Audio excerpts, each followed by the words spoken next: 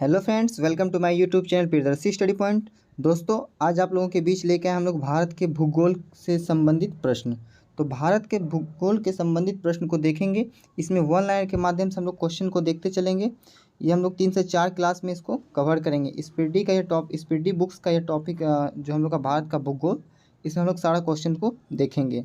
और आप लोग का आशा करते हैं आप लोग से कि आप लोग की तैयारी काफ़ी अच्छी चल रही होगी। तो चलिए, टाइम को देखते हुए ज़्यादा टाइम आप लोग का नहीं लेंगे और ज़्यादा से ज़्यादा क्वेश्चंस करेंगे हम लोग वन लाइनर के माध्यम से। तो आप लोग इसको अच्छे से सुनते चलिएगा और देखते चलिएगा। तो पहला क्वेश्चन है, भारत का प्राचीन नाम क्या था? आर्यावर्त, जिसे हम लोग जम्बू द्वीप भी कहते थे। भारत को हिंदुस्तान कहा किसने? ईरानियों ने। भारत को इंडिया किसने कहा था? तो भारत को इंडिया कहा था यूनानियों ने और हिंदुस्तान कहा था ईरानियों ने। भारत अवस्थित है, तो भारत कहाँ अवस्थित है? तो भारत उत्तरी पूर्वी गोलार्ध में स्थित है। वहीं बात करते हैं भारत की आकृति कैसी है? तो भारत की आकृति लगभग चतुष्कोणीय है। भारत की राजधानी की बात करेगी तो भारत की राजधानी तो सबको पता है, नई दिल्ली। राज्यों की कुल संख्या 28 और वहीं केंद्र शासित राज्य की बात करेगी तो वो हो जाएगा 8। चलिए देखते हैं नेक्स्ट। कुल क्षेत्रफल की बात करेगी भारत का तो 32,87,263 वर्ग किलोमीटर यहाँ भारत का कुल क्षेत्रफल है।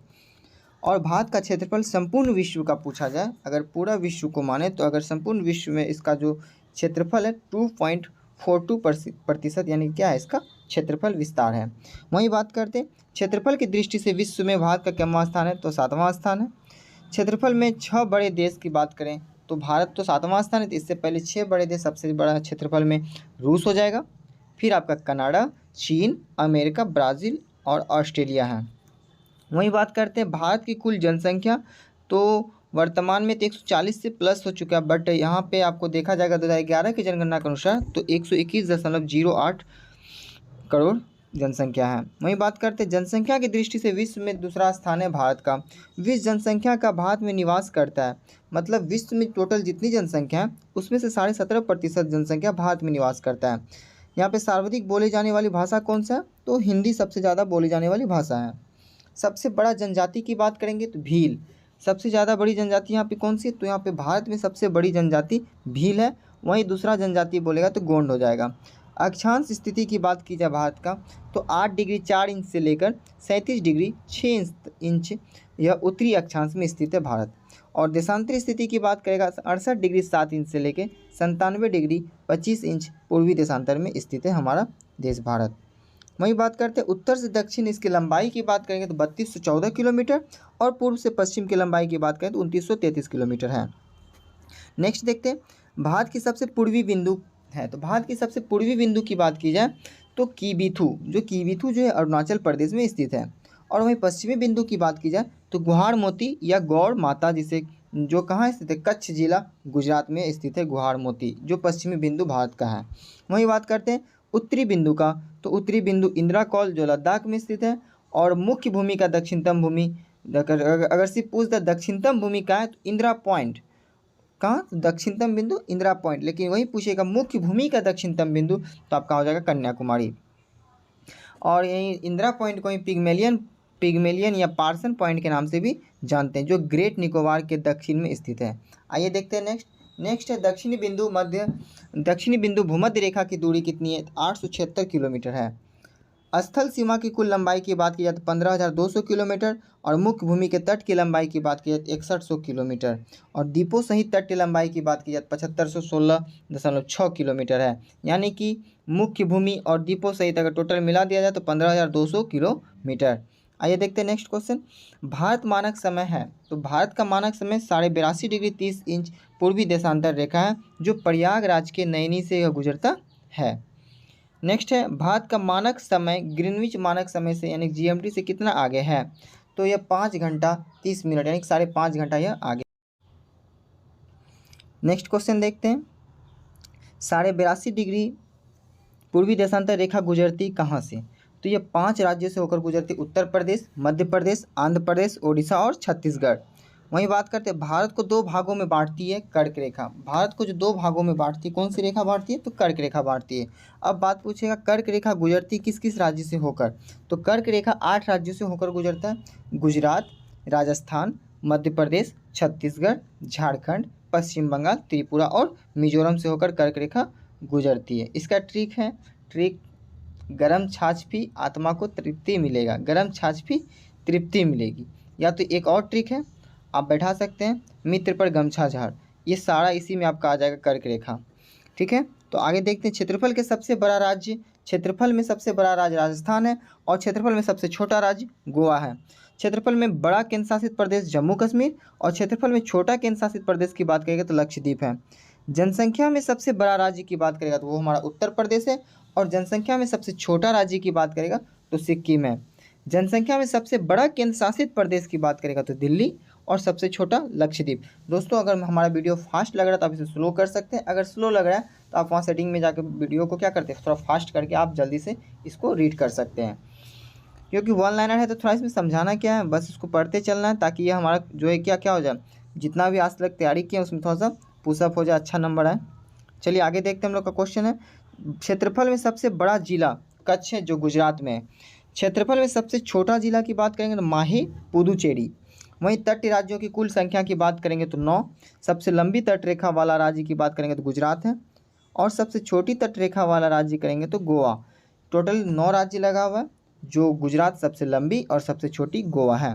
भारत का औसत समुद्र तल नापा जाता है, चेन्नई तट से इसको मापा जाता है औसत समुद्र तल। ठीक है, भारत के प्रादेशिक जल क्षेत्र 12 समुद्री मील तक है। एक समुद्री मील में 1.852 किलोमीटर होता है, तो भारत का प्रादेशिक जल क्षेत्र कितना है 12 समुद्री मील। समुद्र की दूरी मापी जाती है किसमें तो नॉटिकल में मापी जाती है, समुद्री मील में मापी जाती है। समुद्री मील को ही नॉटिकल कहते हैं। तो गुजरात से गोवा तक का तटीय क्षेत्र क्या कहलाता है, कोंकण तट कहलाता है। तमिलनाडु एवं आंध्र प्रदेश का तट कहलाता है कोरोमंडल तट कहलाता है, जो पूर्वी तट में स्थित है। वहीं बात करते हैं मंगलुरु कर्नाटक से कन्याकुमारी तक का तट कहलाता है मालाबार तट। सर्वाधिक वनाच्छादित राज्य मध्य प्रदेश में, सबसे न्यूनतम वनाच्छादित राज्य हरियाणा में और सबसे प्राचीन पर्वत अरावली राजस्थान में स्थित है। अरावली की सबसे ऊंची चोटी गुरु शिखर जो आबू पहाड़ी पर स्थित है। अरावली की सबसे ऊंची चोटी कौन सी, गुरु शिखर जो आबू पहाड़ी पर यह स्थित है। अरावली पर्वत श्रृंखला विभाजित है किसमें, लूनी और व्यास नदियों द्वारा। दोस्तों अगर वीडियो ज़्यादा लॉन्ग होगा तो हम इसको 2 से 3 पार्ट्स में करके पढ़ेंगे, क्योंकि ज़्यादा लॉन्ग वीडियो देखने में सबको थोड़ा बोर लगने लगता है, तो शॉर्ट वीडियो ही करके इसको हम लोग 10 मिनट में कवर करेंगे इन भूगोल के सारे टॉपिकों को। तो चलिए देखते हैं। सबसे नवीन पर्वत हिमालय है जो वलित पर्वत। अब बात करते हैं हिमालय पर्वत जो था, हिमालय पर्वत से पहले वहाँ पे एक तिथित सागर हुआ करता था, उनसे इसका निर्माण हुआ। हिमालय पर्वत का जो हमारा ये वलित पर्वत है। हिमालय बना है अवसादी चट्टानों से मिलकर बना है। हिमालय का निर्माण हुआ था, देखिए अभी आप जस्ट बताया आपको, प्राचीन तिथित सागर के निक्षेपण से क्या हुआ, निक्षेपों से इसका हिमालय का निर्माण हुआ है। हिमालय की सबसे ऊंची चोटी कौन सी हो जाएगी, हिमाद्री जो हिमालय की सबसे ऊंची चोटी है। हिमालय का पाद प्रदेश कहलाता है शिवालिक, और वहीं शिवालिक का निर्माण कैसे हुआ था, सेंजोइक काल से हुआ था शिवालिक का निर्माण। प्रायद्वीपीय पर्वत का निर्माण इस संबंधित है पेलियोजोइक कल्प से। वहीं बात करते हैं महान हिमालय की औसत ऊंचाई कितनी है, तो महान हिमालय की औसत ऊंचाई 6100 मीटर है। उसके बाद है आराकान योमा पर्वत स्थित है। अब यहाँ पे एक क्वेश्चन में डाउट है, महान हिमालय का औसत ऊंचाई 6100 मीटर, इसको एक बार आप लोग देख लीजिएगा 6100 या फिर 8000 समथिंग कुछ है, इसको एक बार देख लीजिएगा, इसको नेक्स्ट वीडियो में इसको कंफर्म कर देंगे। ठीक है, आराकानयोमा पर्वत स्थित है म्यांमार में।